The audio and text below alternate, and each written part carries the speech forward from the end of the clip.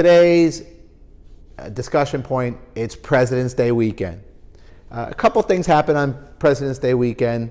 The hot topic will be about the spring market, but the discussion point is that now that it's President's Day weekend, and that primarily Abraham Lincoln, George Washington, I guess they have birthdays pretty close together. Growing up, they had separate holidays. Now we have one holiday for the two of them. It's really about, hey, how does the government affect your home value, the housing market, and everything that's kind of associated with it? And the answer to that is they drive everything. Subtly or really directly, they drive the entire housing market. Meaning this, that, hey, the government, obviously, they set interest rates. Interest rates, drive your affordability.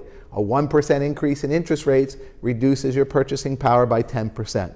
So if they want to take their foot off of the gas for the housing market, the interest rates go up a little bit.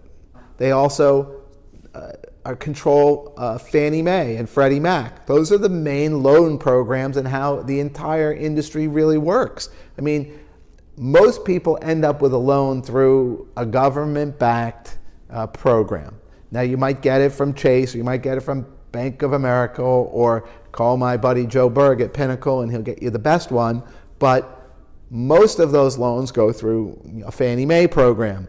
So the government really kind of sets the parameters as to who's going to get a loan at the bottom rate and who's not going to get a loan at the bottom rate.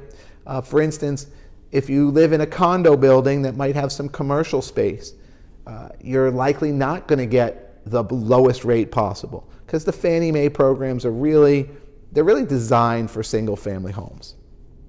Other ways the government has an influence on your housing price.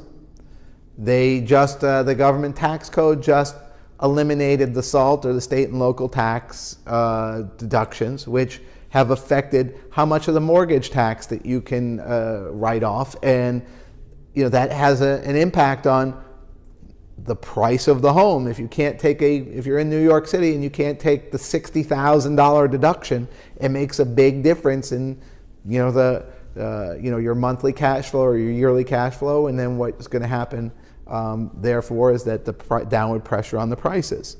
So those are some of the ways.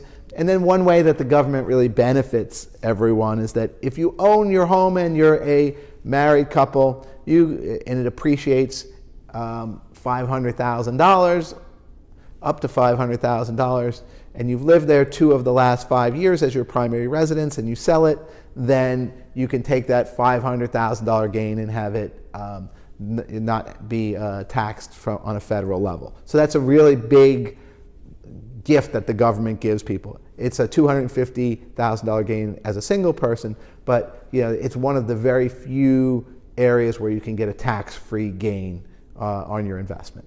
So that's today's discussion point on how the government and the presidents, all of them, really affect the housing market.